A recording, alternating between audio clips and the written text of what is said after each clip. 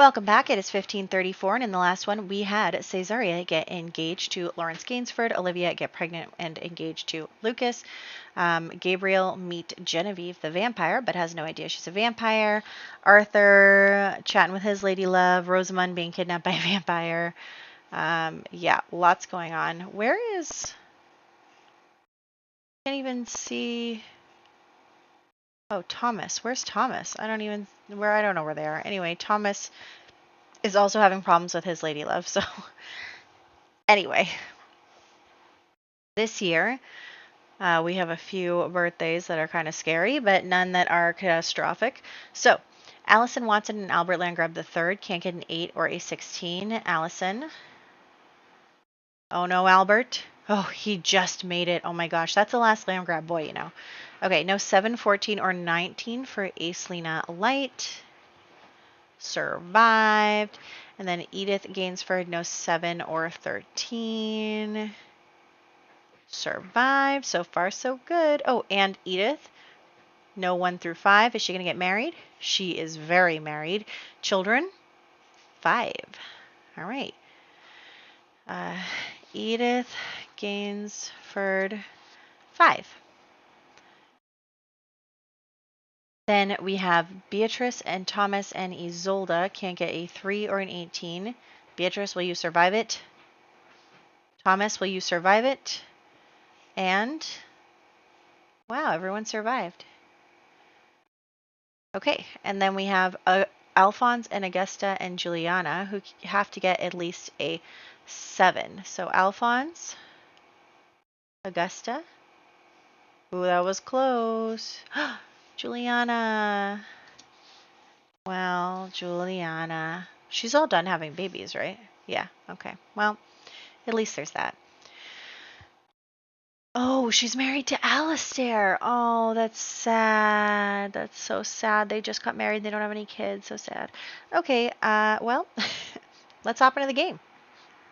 Alrighty, so the first thing that's happening is Susanna Light is having a baby, and unfortunately the baby did not survive. So that is how we're starting off the year. Also, if I'm a little lost here, you probably noticed that I pre-recorded a couple weeks there. I had a lot going on. I'm busy next week too, so I'm trying to pre-record again, but I'm back on track right as of this moment. You've seen the last video I did and not seen this video yet. So that's where we're at. Lots of things have been happening. Work, life, new dog, all the things. So very busy, but we are back here with them because, as we know, Olivia is currently pregnant with Lucas's child, and she is talking to Gabriel. Obviously, she has now started showing. Everyone knows that she is pregnant, so basically Gabriel tells her, look, you're going to marry him. He's got to marry you. Like, he's not a good match for you, but, you know, you're pregnant. What can we do? So they're having an argument. It's a lot of, like, name calling and problems. And Olivia is happy because she's like, yeah, okay, I'll marry him because she was in love with him in the first place. It's just that he wasn't really of a status to be able to marry her, and it was never going to get approved. So, but now that she's pregnant, she can get what she wants, and he's mad, but he's still going to give her a dowry and make sure she's taken care of. Like, even though, you know, same with his father. His father didn't always agree with what was going on in his siblings' lives, but he always provided for them and made sure that they were all set. So that is definitely something really important for Gabriel that he has kind of learned.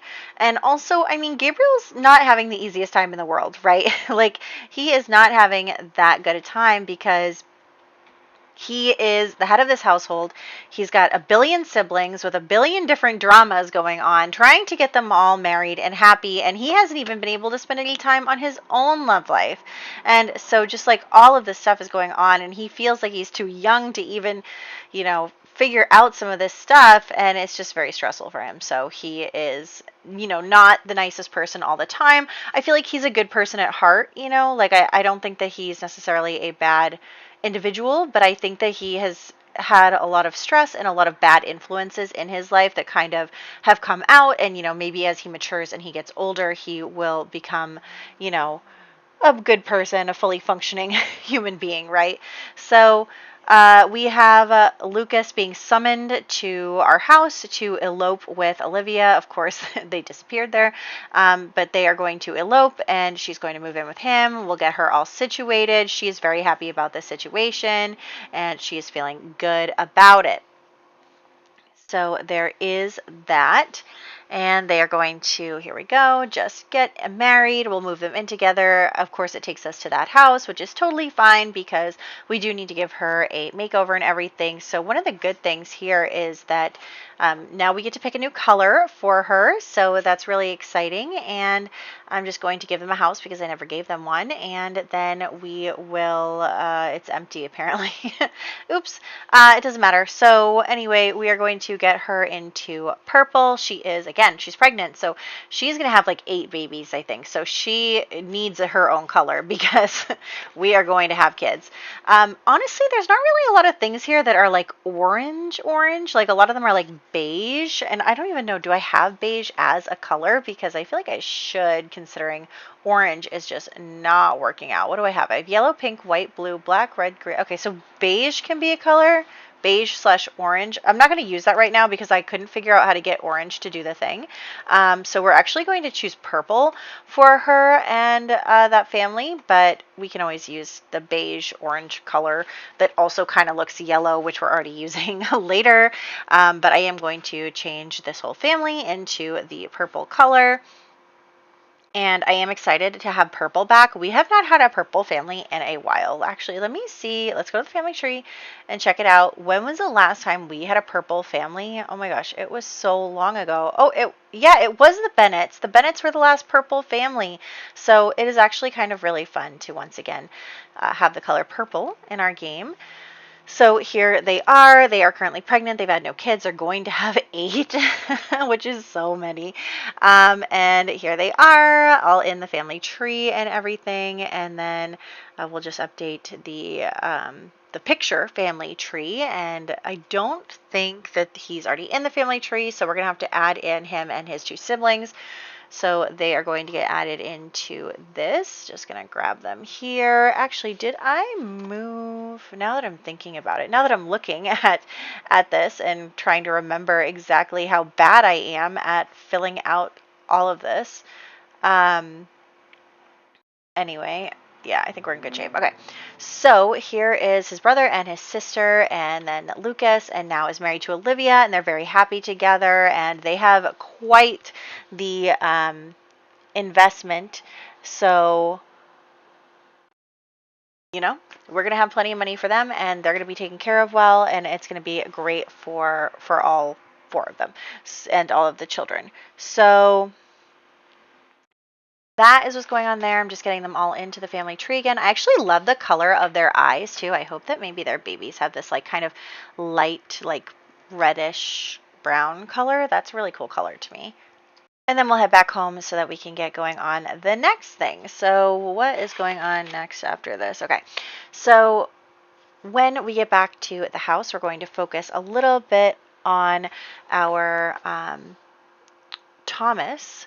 So Thomas is here in the household again. Now we're starting to move everybody out. We're also starting to, think about Gabriel's future because he's going to need to start having a wife and kids soon as well. But also we have the war going on. There's just so much going on. So there is that. And then we're going to bring him here with his lady love, Rebecca, who her family does not approve of him, unfortunately. They want to marry her off to someone else because they really need the money after moving here and losing everything. So there's that. And so they are just flirting, having a good time, enjoying each other, and, kind of sneaking out, spending a little sneak time. And actually, someone told me, I should probably look to see who told me. You guys have been giving me such good advice, I swear. I really appreciate it. Okay, so yes. No, not the right thing. Anyway, they're going to woohoo. So there's that. Okay, I forget who. I'm sorry. But Someone told me that it was the Control Any Sim mod that was causing my Sims to leave all the time, which is really annoying. I might try to play in the future without that. Oh, I found it. De Monte Zimate 5064 apparently had the same issue. So I'm going to try playing without that after this. But anyway, so here's everyone. And then we have Caesarea marrying Lawrence. So, Story Girl, you're right. I honestly, I didn't even think about the fact that Lawrence was related to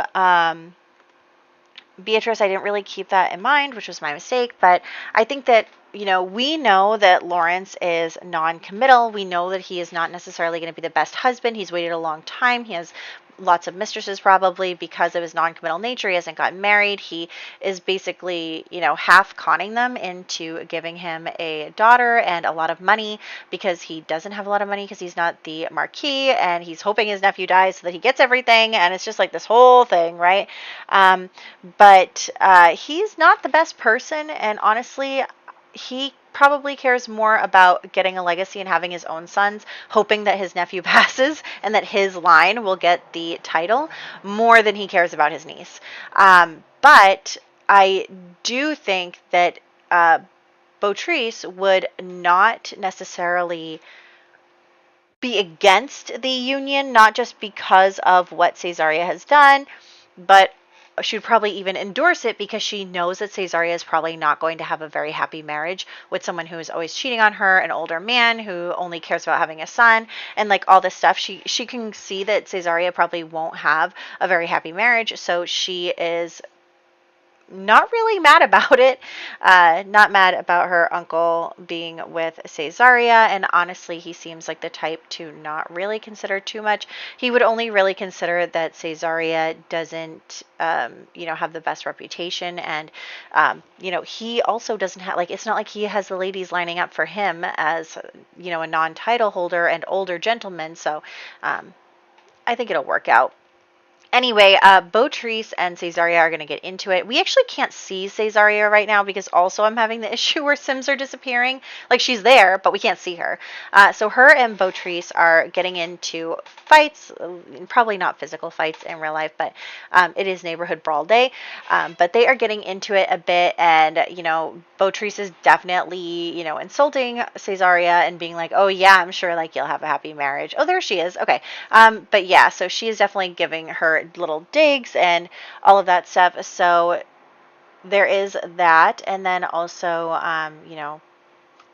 Caesarea is just kind of happy to finally get married. She was definitely having some struggles there, and now, she lost kind of her prime pick there because she was being terrible, and we don't feel bad for her over that, but, maybe these two terrible people will be okay together.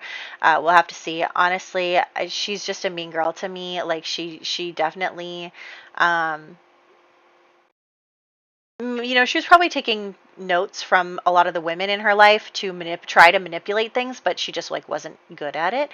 But yeah, so her and Lawrence are going to woohoo. They're going to get pregnant, and they are going to have some arguments. Caesarea is like, "You let Beautrice treat me that way," and Lawrence is like, "I don't care." Like, who cares?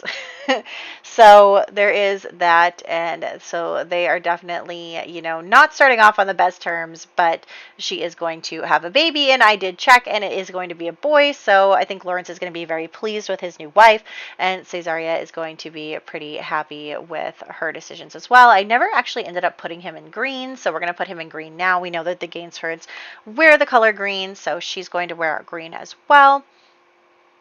And that's where we're at. So we'll just then update the tree with this situation. So Caesarea and Lawrence, and they're gonna have a few babies too. I think like 6 or something. Like they're definitely up there. And then Lawrence, I need to put in here when he is going to. Actually, I put him in the wrong spot because I was thinking in 10 years, no, in 13 years, he is supposed to become a an elder, so that means in 10 years he is his adult part 2. Yeah. Okay. I mean in 3. Sorry. You just trust me. Although you shouldn't trust me because I'm always messing up the spreadsheet.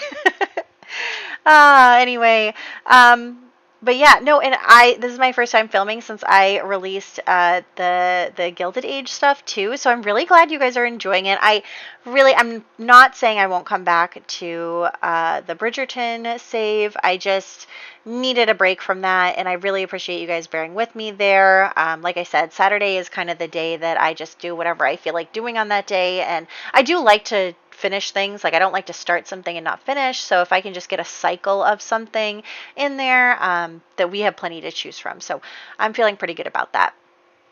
But anyway, let's go back. Actually, I'm going to take us back home, but then I'm going to make us leave almost immediately. But yes, I do need to get, the Gainsfords pregnant. Not the Gainsfords, the Lights pregnant. I need to move some people out of that house. Just do a couple of little bookkeeping things. So yeah, I'm actually going to head back out really quick again. And we are going to just go to the Del Rio household very briefly because Rebecca, Thomas's lady love, is currently pregnant, and she actually is about to find out like right now, but her parents are talking, and they have been talking to the vampires, right? Because her father is a vampire, and they left after he was attacked by a vampire, but they're realizing that they don't have a lot of good situations. A lot of things are happening between the vampires and the royal family right now, and like the spellcasters and just everything. And so because of all of that, they're struggling, and so her family actually is thinking, about what to do, and she ends up telling them like, you can't marry me off because I'm pregnant. And her dad is like furious, right? Because now they really don't have a chance here. Like they have no money, they have no leverage, their daughter is pregnant, he's a vampire, like they're in a really tough situation. So basically what her parents do is they say, well, forget it, we're going to go join the vampires in Forgotten Hollow, we're going to go join their side. And they basically tell Rebecca like, sucks to suck, we're not going to deal with you and your unplanned pregnancy, and you can figure your own stuff out. So they just kind of go to Forgotten Hollow and leave her in Newcrest. And obviously this is really tough for her, so she comes over to our house to see Thomas and be with him and be like, hey, like I'm pregnant and also my parents are gone and can I stay here? And of course Thomas is like, absolutely. She 100% would be welcomed in by him. So there's that. And then what are we doing next? So Arthur, again, is doing the jewelry making thing. I know we have so many things going on at the same time right now. But for right now, Arthur is doing the jewelry thing. And as we know, his lady love, Apollonia, is having problems because she really used to run her family estate, and her brother is kind of pushing her out now that she, has someone in her life that she might leave the family for and all this stuff. So Arthur is definitely getting her involved in the jewelry making business, the gem cutting mining business of the Larkin family. So he is getting her involved in that and is really excited about, having her be a part of that with him because, he views her as his equal, and he knows that she's really capable and smart and that the business is going to do really well. Honestly, Arthur is going to be so rich. Like he is going to be richer than anyone else because he just has such a great person by his side, and he is just in such a good spot. He's a hard worker. Like everything is going well. Meanwhile, Thomas is talking to Gabriel and being like, hey, so I got a woman pregnant. Poor Gabriel is like, what is going on with my siblings? So he's basically like, so I got a woman pregnant and her family abandoned her and now she's here, and so can she stay? And Gabriel's like, you're going to marry her, right? And he's like, of course I'm going to marry her. I'm so in love with her. And Gabriel's like, well, then go for it, I guess. So, yes. But that's where they're at. So there we go. And now we're going to have, I just hit my microphone with my hand, I'm sorry. I'm just like talking with my hands and they're all over the place. Yes, so everyone is going to come here because most people are prone to staying in place when I bring them to my house instead of bringing them to other lots, which is really weird, but true. And I'm going to try that trick, I promise. But yes, so we're here and we're having everyone kind of having their own deal going on. And so what we have is Henry VIII deciding to make an announcement. So he has decided to make an announcement because, after everything that's going on with like this war and the occult and the issues and the babies and the male children and just so much. Also, thank you. I think it was Story Girl told me some of the history I got wrong. But yes. Anyway, so because of all of that, Henry VIII is going to make this announcement. And he's going to basically say, like, this war is on. We're against the occults. If you're an occult, you're against us. We're having a problem. And he is basically going to say that, being an occult, doing occult things is illegal from now on in this country. So that is something that he has decided. And you know what that means? From now on, we are going to be doing occult rolls. So we are going to start doing occult rolls. And we are going to see where it goes from there. Of course, we have some potential problems related to that because we have several occults in our family and doing different things with us. And we're just going to have to accept that. And one of them, of course, is Genevieve, right? That's her name? Genevieve? Yeah, Genevieve. So Genevieve is a Stroud, as we know. And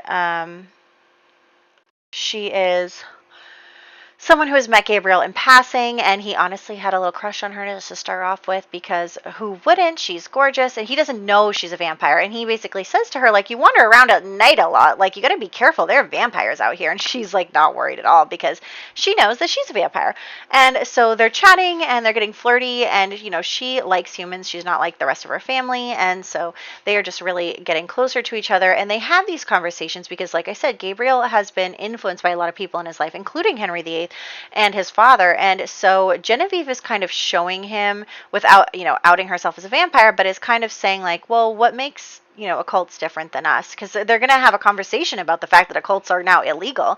And I think that she is really helping open his eyes to maybe some of the things that he just accepts as facts without actually thinking about them and everything. And he, invites her to stay over because, it's cold out and it's the middle of the night. And of course, Thomas is like, aha, this is why I'm allowed to have a girl over, because he's allowed to have a girl over. But Gabriel is definitely getting feelings for her, and he's definitely having feelings for her. There, Olivia goes having her baby, and it did survive, which is great. But yes, he's definitely starting to fall in love with her, and she takes him seriously in a way that no one ever has. She really, helps him kind of make his own conclusions, like draw his own conclusions, come up with his own thoughts, and not just be following what other people tell him. She really encourages him to do some critical thinking and everything, and unlearn some of that toxicity that is going on. And this is not a metaphor for anything, but I do want to just say, in case anyone draws conclusions from what I'm saying, is that obviously it is not the minority's job to educate and or like change the minds of people about them. But sometimes it does happen like that people meet someone and they, realize that some of their perceived thinking was wrong. And so obviously in this save, occults are, now illegal.